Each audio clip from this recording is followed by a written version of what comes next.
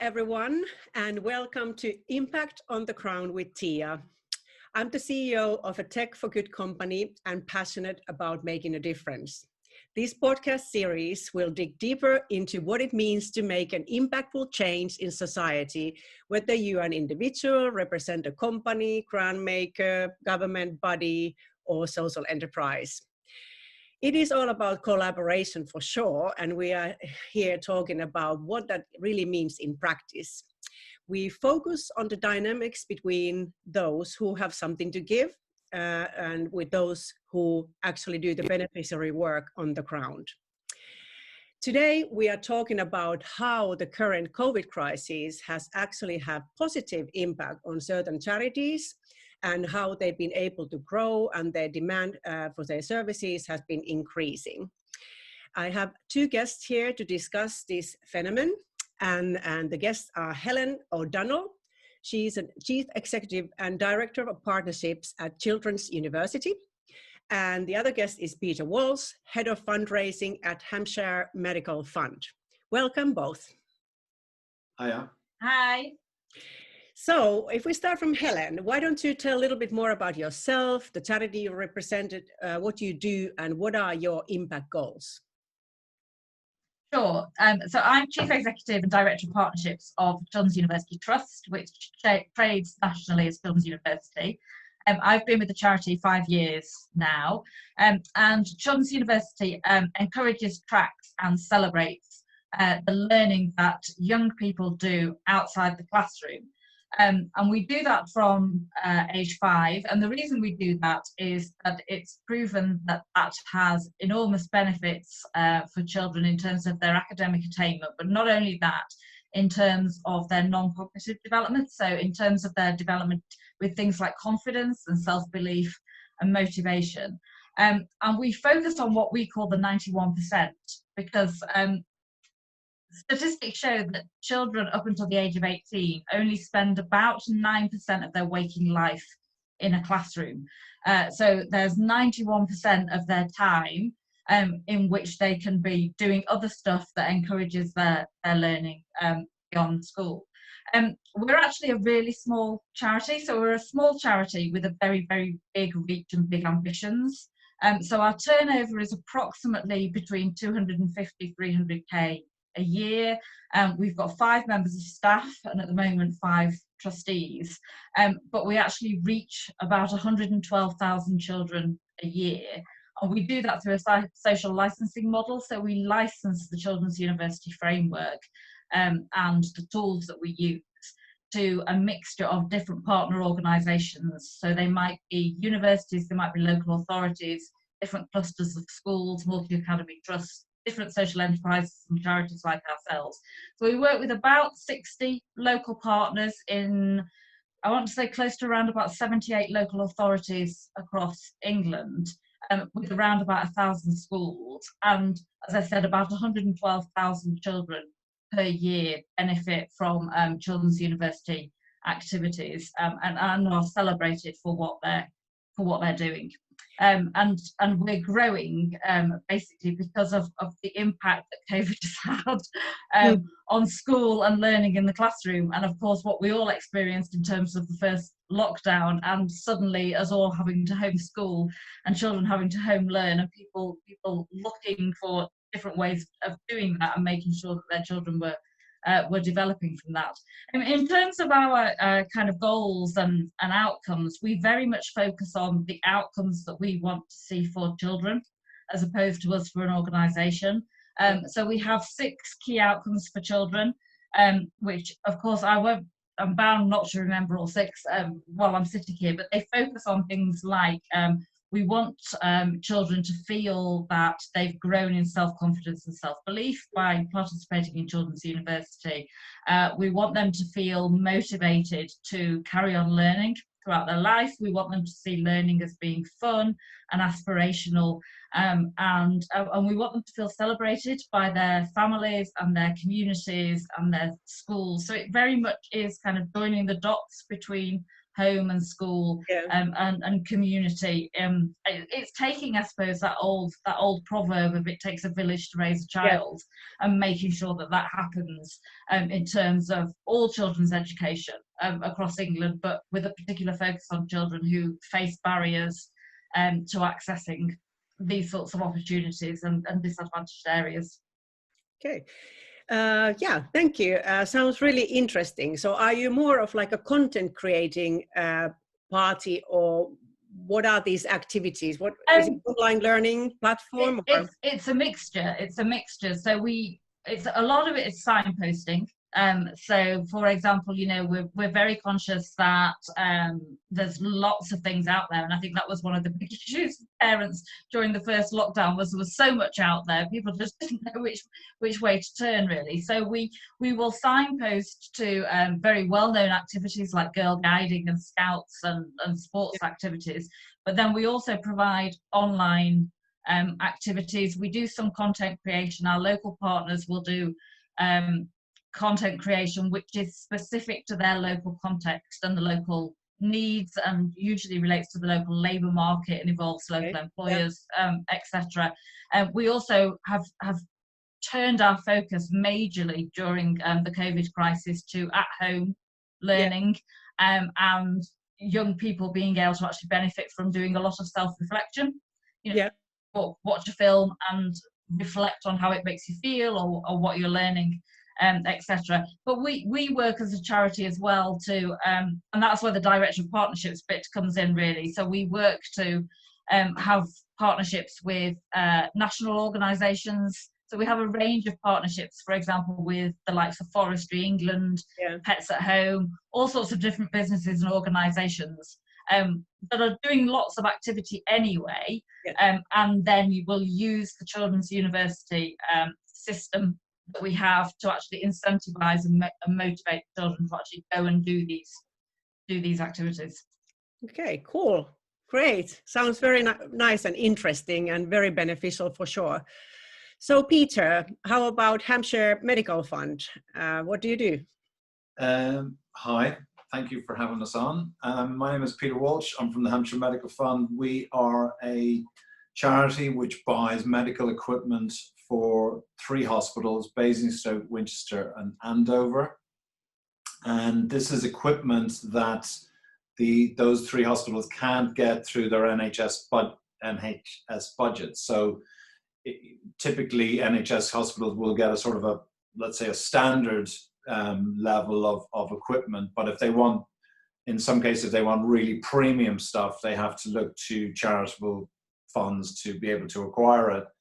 And that's basically where we come in. So, you know, typically we would have raised £500,000 a year in sort of 2019, 2018, but this year it's going to be, you know, way over £1 million, predominantly because when we sort of asked the chief medical officer of our 3 hospitals what was the priority of the equipment that we were targeting, she gave us a sort of a COVID list of, you know, all the stuff that they would use, that they could use to fight the first wave.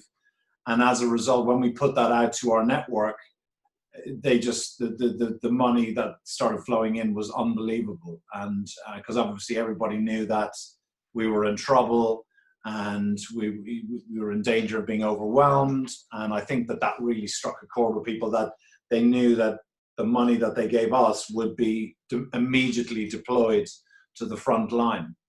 So in terms of impact, what I tried to do is I tried to feed back to the donors is, you know, how much equipment have we delivered in a particular quarter, so that they can see that it's actually not just stuff that's going to take 12 months or 18 months to arrive.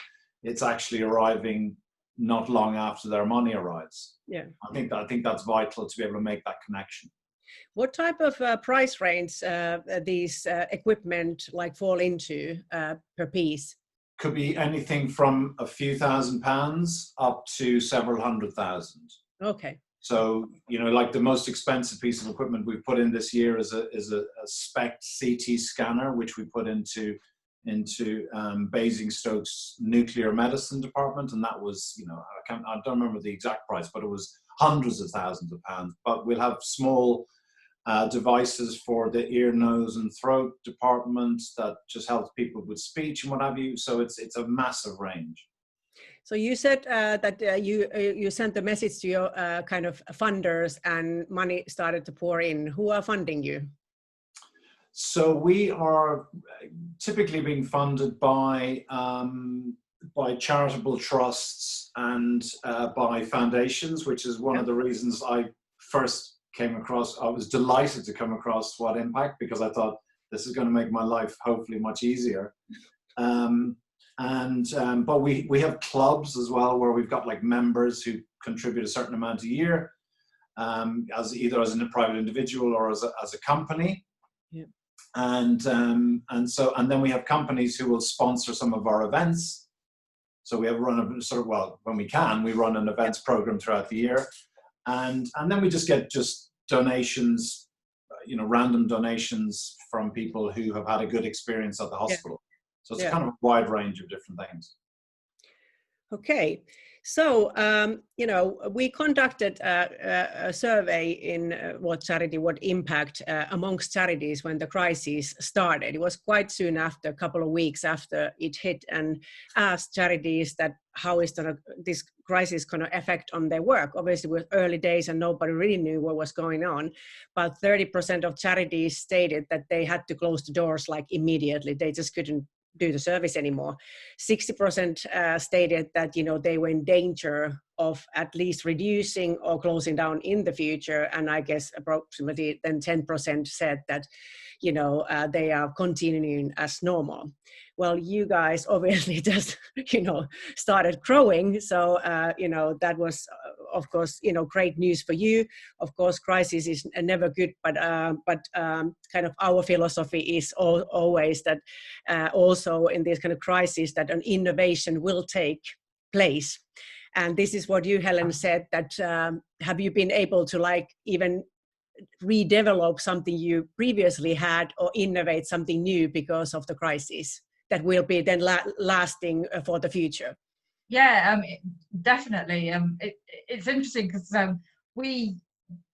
just to explain about our income for a moment, most of our income comes from trading. So because we license our model, around about 90% of our unrestricted income comes from trading, which when COVID hit, I was in two minds as to whether that was going to save us or that was actually going to break us. Because of course most of that money ultimately comes from schools further down the chain in the Children's University Network, and we weren't sure whether schools were going to continue with us. We knew, well, we envisaged schools closing, and early on we imagined they weren't going to open in September, so it really could have broken us completely. We've just been very lucky that most of those schools that we work with and most of the partners that we work with, I think, recognised that COVID was going to exacerbate problems that were already there, and so decided to stick with it. And then a couple of our significant funders actually contacted us and helped us out in that respect.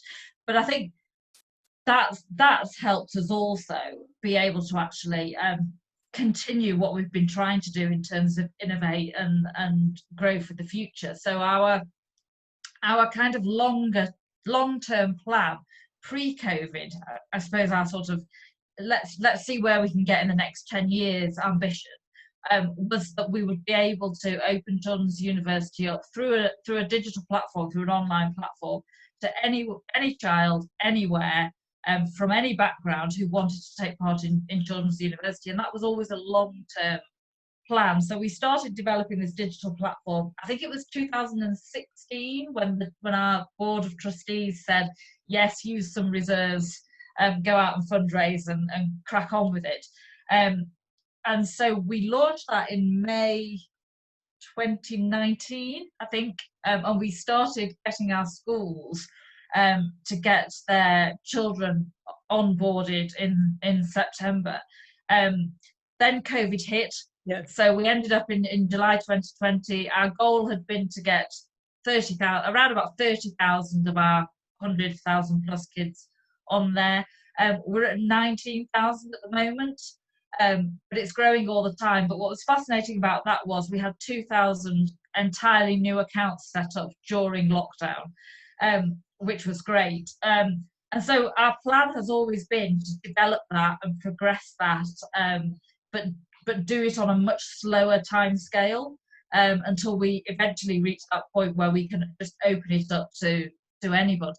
And what this crisis has done for us basically is it's pushed us into saying, okay, we want to do that by the 31st of March 2021, and we will do everything within our power to do that. So for us, we've kind of been on that journey of doing something really positive and something quite innovative for us as an organisation and for us as a network, which was based very much around data and impact and evaluation and getting all those insights.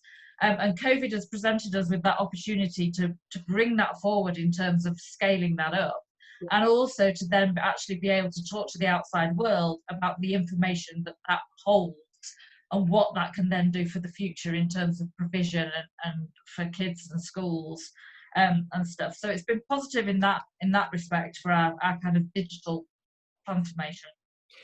Follow-up question for this. So you have now big ambitions to really kind of scale your the platform and your operations. What could now company sector bring into this development other than money? Is there any services that you could be benefiting from, skills-based volunteering, or how do you operate? Because you said that you previously have been operating mainly by trading, but what is this kind of voluntary income sector? What could it bring in? Yeah, I mean, the ultimate aim with it is to open up an individual membership subscription model, whereby those families that can afford it can pay for it, and whereby we can potentially subsidise a lot of kids to have accounts on there that wouldn't ordinarily be able to afford it. One of the key things for us is about building partnerships based around the belief we have that learning can happen anywhere at any time. Yep. So for us, a visit to your corner shop is a learning opportunity. And I think we are very much also trying to bring different learning opportunities to young people, and learning opportunities that relate to potential careers of the future.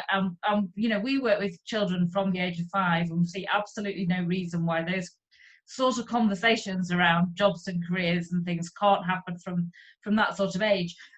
So in terms of support, we are looking constantly to broaden our networks, and to bring different learning activities to young people. So, the more corporate partnerships we can create around learning activities, we have talked in the past, and I'm sure we will look at again, in this new normal, is something around whether we can actually potentially work with different organisations or the corporate sector to build learning activities with them that relates to the jobs that they have available, the sort of areas that they work in.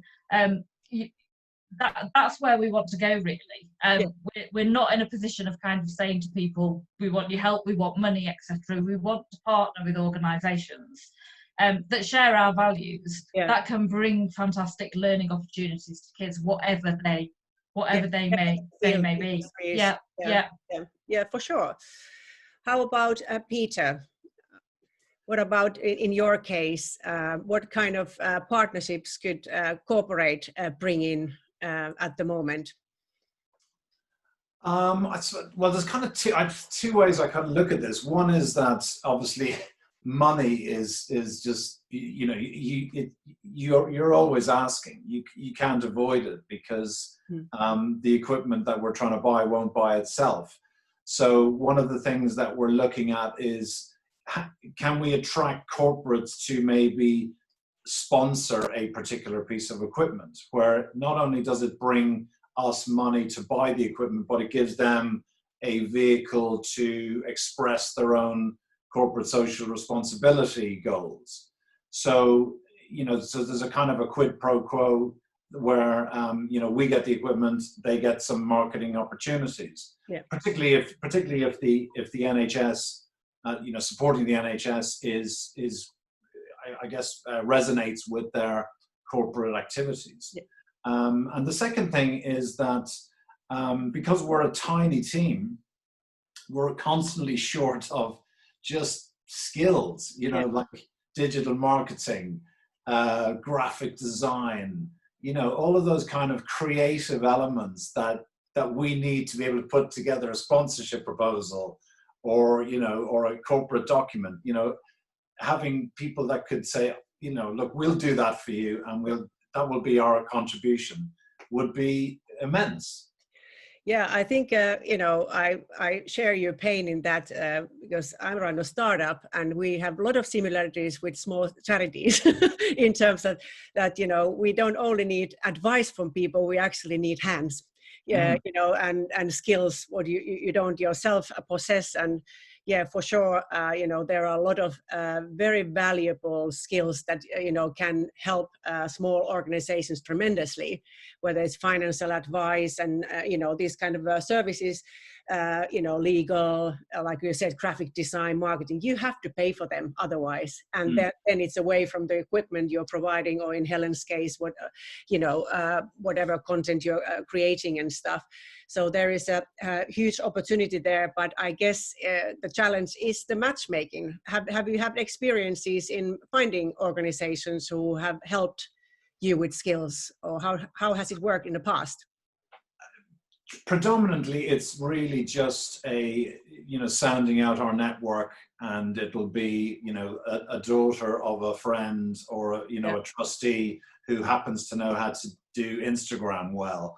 Or, that's the kind of thing that we typically, leverage off. But I mean, I used to come from kind of venture capital background, so I was very aware of marketplace type technologies like you're trying to establish with Impact and matchmaking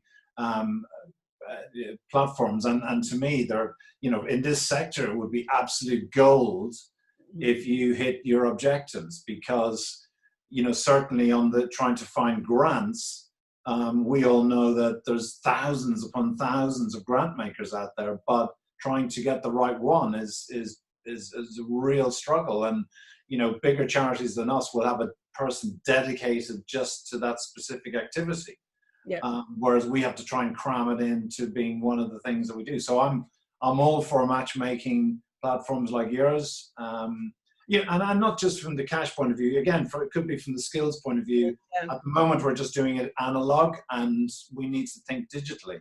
Yeah. So have you, ever thought of, more of these kind of shared value partnerships, in that sense that I'm not talking about like sharing the same values, but shared value like Michael Porter's philosophy on that both parties, both the donor and then the beneficial worker, could be benefiting commercially from the activity. So maybe my question relies on that. Okay, you, Peter, you work with all kind of companies who provide equipment. Could you get them to somehow sponsor you more or reducing the prices if you could be obtaining more like research information from the beneficiary, from the care, from the NHS, as a kind of giving back to them something that they could work on and develop new equipment? And also this question is for Helen as well, that since you are reaching over 100,000 kids, and in the future several hundred thousands of kids in the UK, is there some kind of like a data which doesn't obviously then neglect the privacy things, but as a generic data that you could be sharing with maybe some companies who are developing products for kids, very commercial companies maybe, that you could give some insight which would help them to develop services and products, so both parties would benefit, yet you would get, cash, or at least cash worth of contributions. How do you feel about this theory in general? Is there any ethical issues with this? There's a small one maybe on our side, which is that, and I haven't quite figured out what the answer is, but you know, we've now very much taken ownership of buying the equipment from the medical equipment companies. Yeah. And typically the piece of equipment will have been identified by a consultant as the key piece of equipment that they want. So there's not a huge amount in terms of we can do in terms of haggling, because that's the thing they want, so that's the thing we want to get. But I'm sort of reaching out to them and say, you know, listen, you know, we're going to buy your equipment.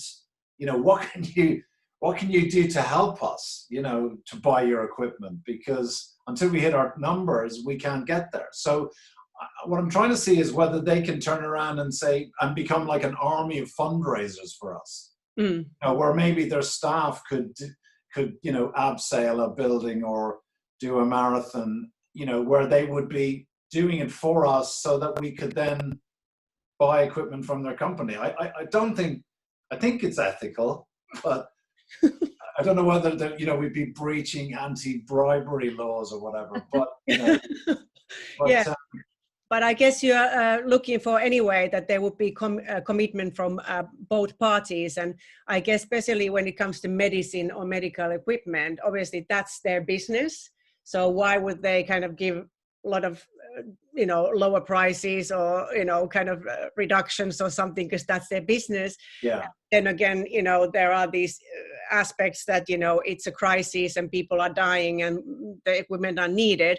So also then kind of thinking that you are raising money from individuals and companies and they are paying the full profit price for the equipment that happen to be very much necessary at the moment. So I guess it's kind of circuitous in the sense that, you know, if you know, obviously medical companies have done incredibly well out of the crisis, but again, I think within their stakeholders, they can be advertising the fact that there's guys like us out there trying to buy their stuff, you know, and where they can say, listen, you know, this sounds like a great charity. They've been buying equipment from us, you know. At least if they advocate us to their own stakeholders, then that's good awareness building for us. So that would be. Have you been experiencing this? Because I think that would be the way forward. But have you been experiencing this, that you've been kind of advocated by your you know these equipment providers? Not so far, only because I've only kind of hit on it. I mean, it should have been maybe obvious, but. It's only kind of in recent months, because we've had so much interactions with them, that I'm thinking, well, hang on a second, these guys should actually be championing us, because we're going to help their business. So, but I think it's also, everybody's kind of a little bit sheepish about, could this be seen to be slightly disingenuous that, you know, we're advocating this medical charity because it's going to buy our equipment. So we have to tread a kind of a fine line so that it doesn't look like it's a cynical ploy. Yeah, but then again, you know, I'm sometimes, you know, thinking myself, because there are a lot of motivations why people even give, whether it's individual, corporate, grant maker. So motivations can be very hidden. Of course, everybody wants to do good in an individual level, but with the organizational motives might be something. But in the end, sometimes it just doesn't matter if you get the resource or you get the support.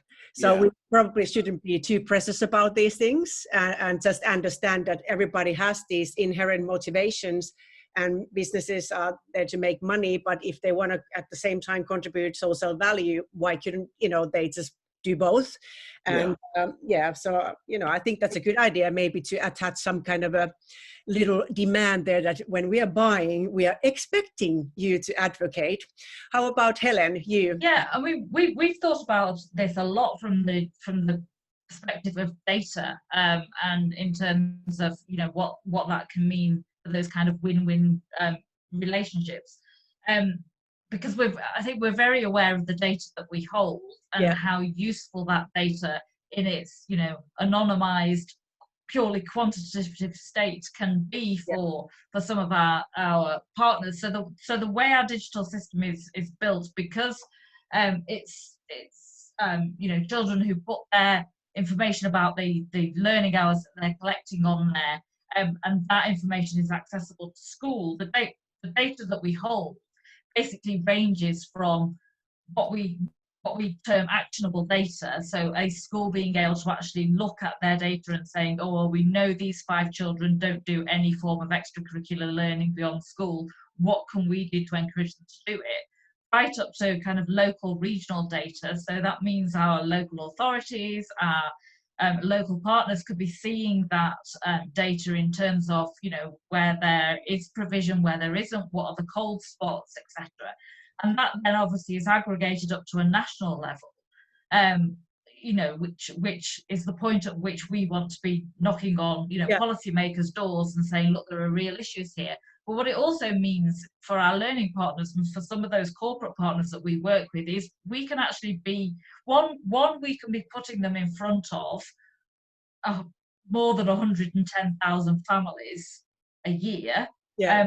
But also, you know, anybody can access this stuff. So whereas a lot of our learning and partnerships have been at a local level previously, what we've got now means that, you know, I don't know, a really small business in Blackpool can actually be putting something in front of these kids anywhere across the country. And so we are thinking about that a lot. And also, you know, we've started cross-party conversations with MPs and peers just about, you know, how that data can help. So we are thinking about it a lot. I don't think we've really nailed as yet, and I'm sure it'll take us a long time to work out how ethically we should do that and how we want to do it and how we want to shape those relationships.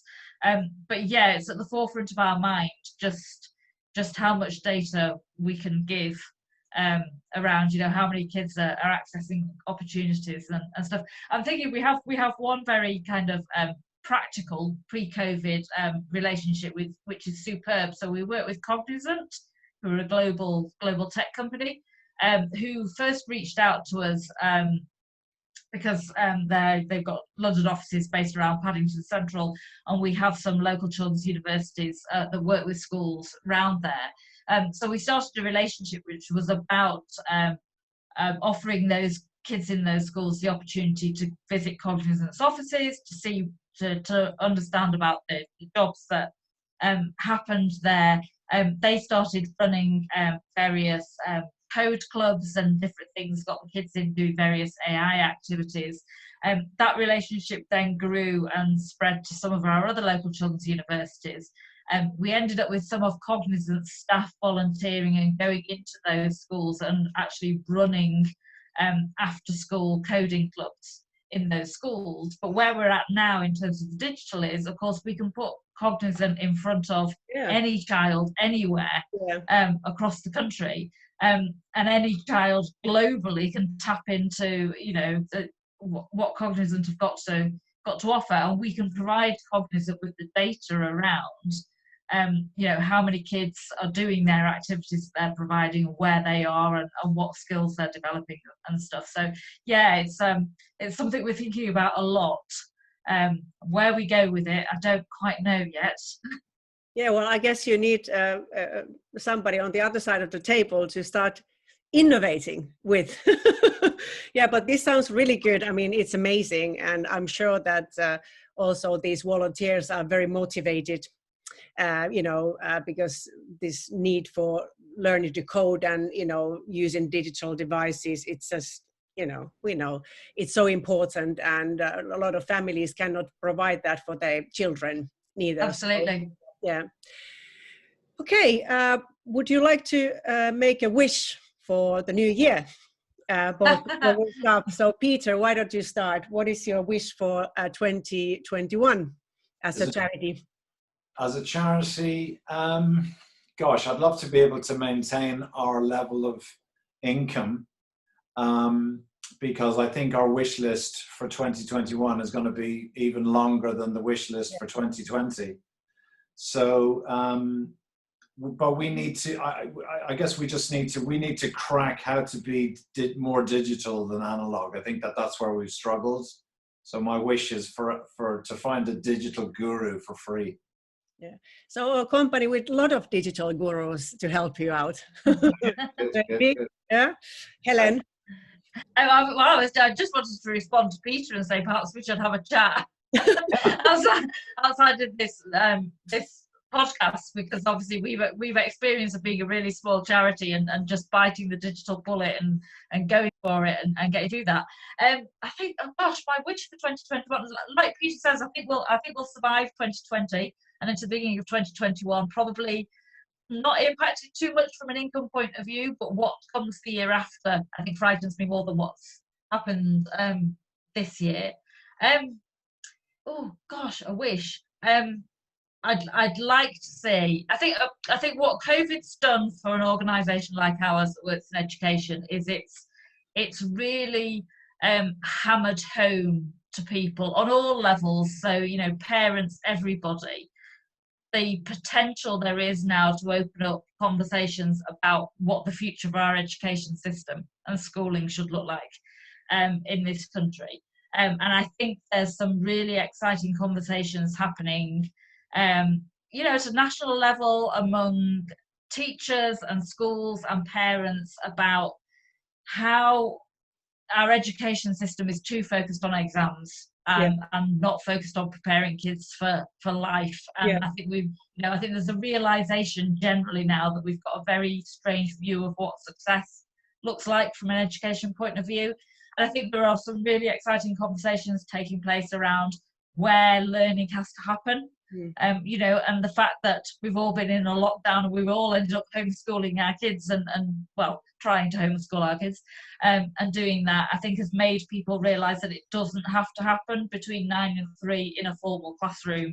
And it's opened up some really interesting conversations about who needs to be involved in that learning and educating our kids. And I think the really exciting one for me, and you know, we've seen so much with the high profile Marcus Rashford campaign around food poverty, etc. I think it's opened up real conversations about the need to tackle inequalities outside the classroom as well as inside the classroom.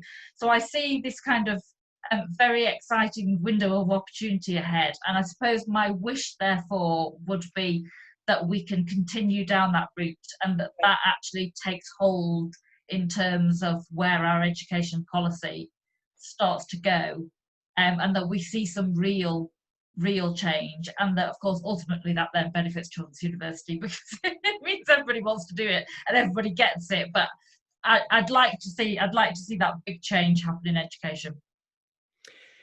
Okay, well, that is a big wish, but like you said, there's a window of opportunity and sounds great. I mean, that this conversation has already started, and I'm sure something could come out of it for sure. Likewise, from Peter's perspective, I think there's the same conversations hopefully going on around about the NHS and healthcare and care in general, care workers, etc. I'd like to see big changes there as well.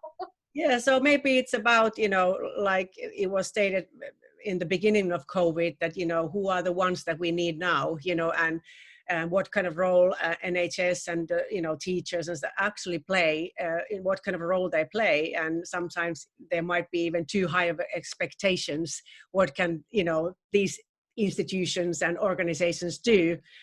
So there should be some shared responsibility more and so on. But I thank you now for this conversation. Thank you so much. And thank you for everybody listening to Impact on the Ground with Tiia. I truly hope that you got some ideas, whether an individual donor or company representative or grant maker, how you can you know, approach smaller charities and help them grow and scale their fantastic work.